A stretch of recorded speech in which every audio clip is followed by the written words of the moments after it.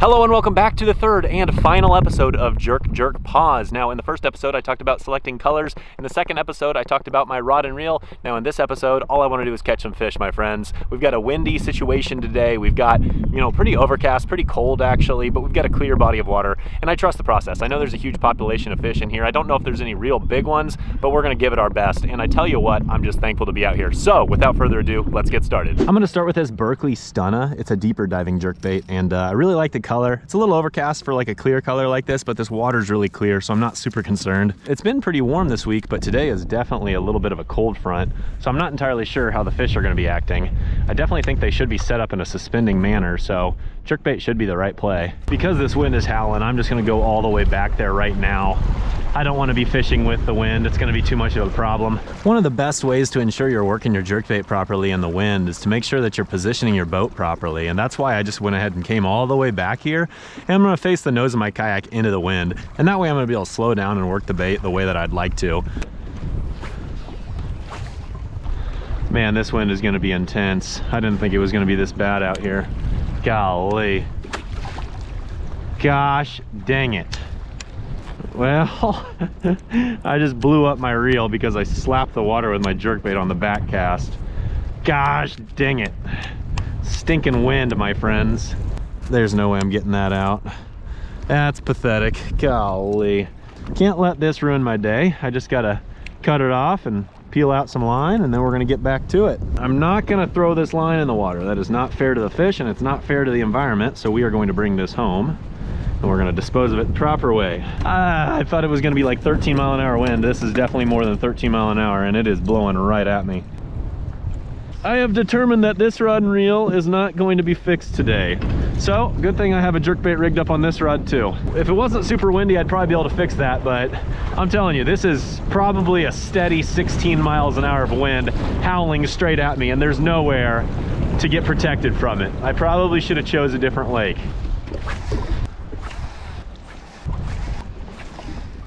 Weatherman's never right, man. Never right. That fish? All right, there's one. Hey, it's a good one. Up here in this wind, a little bit of a transition bank right here. It's a good fish. Not a giant, but a good one. Ooh, there we are. We're on the board. That wind is not gonna hold me back. I'm catching fish, baby. I've blown up a reel. Try to keep a positive attitude through that, and we got one. I bet you there's more fish here, so I'm gonna get right back in the water. Treble hooks and nets is about the most annoying thing in the world. Weatherman lied to me. This is a lot windier than I was expecting. I gotta sneak back here in this creek for a second just to warm up. This wind is kicking my butt. Holy cannoli. I'm glad this creek is semi-protected because it allowed me to fix this reel. So I just re-rigged on the rod and reel that I had a massive backlash on earlier. I went ahead with this painted color. It's just kind of a natural shad pattern, but it's just straight up white. So with these overcast skies, it should stand out a little bit better in this clear water. Obviously with the wind howling the way it is too, these fish are gonna need something that they can track. And I really do think this white's gonna give them the opportunity to find it and then eat it. So fingers crossed. This is a little bit deeper running jerkbait. This water's pretty clear, pretty deep. So I have a feeling there's gonna be some fish suspended a little bit deeper, so I trust this is going to catch me a few.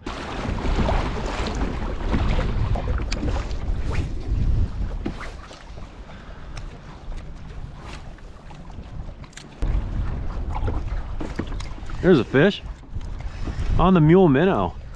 Tossed it up there by that dock and he ate it while it was sinking. So that fish was obviously suspended. I'm having a hard time with the jerkbait right now, so I just decided, well, toss the minnow in there real quick, and glad I did. Caught me another little inactive fish. Well, cool, 1-2 punch. I'm gonna go see if I can possibly find something that's semi-protected. I don't know if it's possible, but I'm just freezing. I am freezing. Why? I just crossed the lake and it was awful. I got splashed a bunch. I am freezing, but I found some semi-protected water that I'm gonna fish hard. And if I don't catch fish here, I'm going home, but I'm gonna tough it out a little bit longer because finally I found an area that's semi-protected. This is what jerkbait fishing is all about. Crappy conditions, cold water.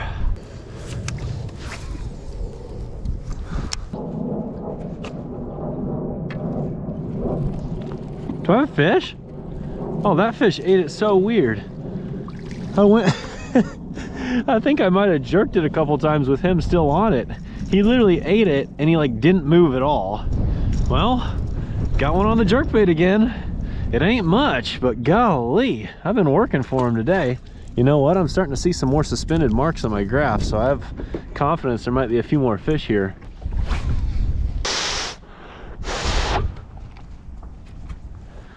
My hands, I can't feel like anything. It's gonna make it harder to. There's a bite. I felt that bite. That was a good feeling bite. That's what you like in a jerkbait bite. He doesn't look too bad. He's not really fighting though. These fish are a little cold, my friends. This cold front has got them all jacked up. Okay, let's not do that. Can we not do that? There we go.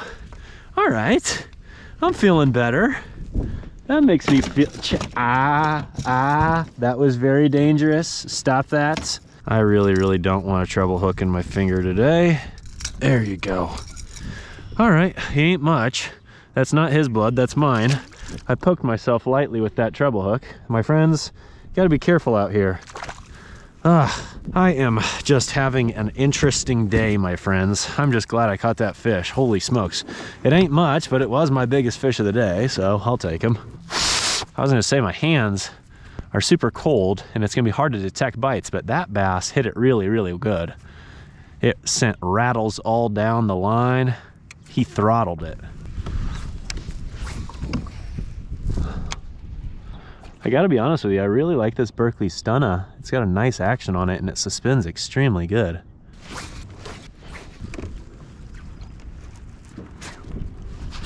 Whoa, that fish ate while I was reeling it in. Oh, he must have swiped at it and got him in the head. That was wild. Not exactly a conventional jerkbait bite, but it's a fish. Just an absolute giant. Okay. Oh, that was a good feeling bite. I liked that. I liked that a lot. That fish was weird. What? Oh, no, that's two fish in a row where I like snagged them, which is really strange. There's no reason these fish wouldn't be swiping at it, but that's weird. Two fish in a row where I just straight up like snagged them.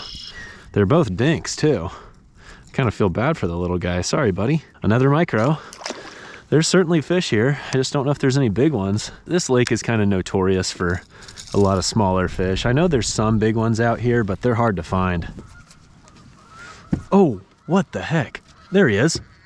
Whoa, what is this? That's not a fish. That was weird. That was weird. What did I snag? Oh, did I snag that thing?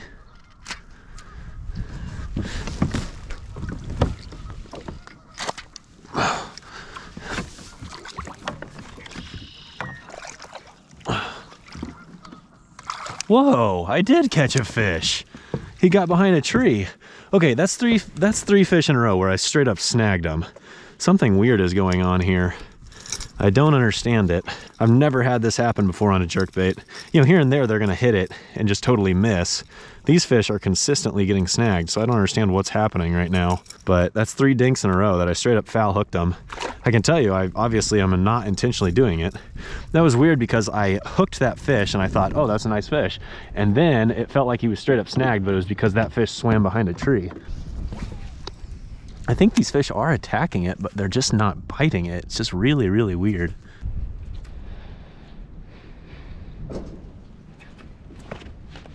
There's a fish. That was a weird bite. Man, they are biting so strange. There we go. Finally got one in the mouth. Again, another dink, but at least this one actually ate it. They seem to be chasing down this white Stenta quite well. Now, if only I could catch some that are a little bit bigger, but hey, all in all, I'm not gonna complain. I swear, my thumb is just so lightly cut and it is bleeding like a freaking crime scene. There's another fish. Oh, dadgummit, he spit it. That looked like a little bit better one. It wasn't a giant by any means. I'm sure it was like a 14-incher, but definitely better than the last several I've caught. Dadgummit, why did he come off? There's one. There we go. There we go. Is it better? He feels better. There we go. A little more respectable. Well, pretty much a dink. I will say these treble hooks are awful sticky. A little bit better than the last couple, but still another dink. Okay, how about a quick update? I tell you what, the wind is blowing, I'm cold, I'm wet, my thumb is bleeding profusely, but I tell you what, this jerkbait right here is working. I am a fan of this Berkley Stenta. It gets down there pretty deep, but it has a really nice action to it, and the fish are certainly giving it some love today. Have I caught any giants? No, but I've caught a lot of fish, so I'm not gonna complain too much. I really think that I chose the right color, but I am really confused as to why I've snagged a couple fish. That's really weird for me, but anyways, I'm gonna get down there and fish a little bit more, but man, I'm getting cold, and I think I wanna go heat up in the car, so I probably only have about 20 or 30 more minutes to fish, but in that 20 or 30 more minutes, I'm trusting the fact that I'm gonna catch more fish, and hopefully, fingers crossed, we can find a big mama.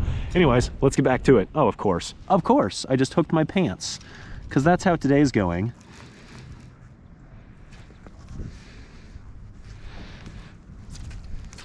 There's a fish. He bit right up next to the kayak. That one ate it good. Golly, what is with this nursery? Look at that, how that fish ate that.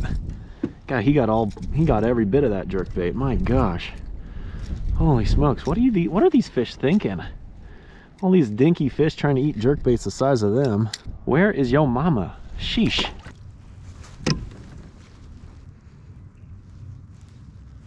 Oh, that fish, that was such a fun feeling bite. Gah, I felt that all the way down the line. And I had a lot of line out there, and he just barely is hooked. Another cast, another dink. I love that feeling when you just pause it and you just feel that light tick at the end of your line. It is such a wonderful feeling.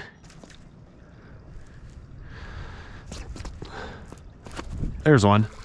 God, he ate it after one of my favorite tricks in the book, and I'll talk about that in a second. But that fish ate it exactly after I did something that I love doing with a jerkbait. Oh, this one is ugly. This fish looks like he needs a meal. He is skinny.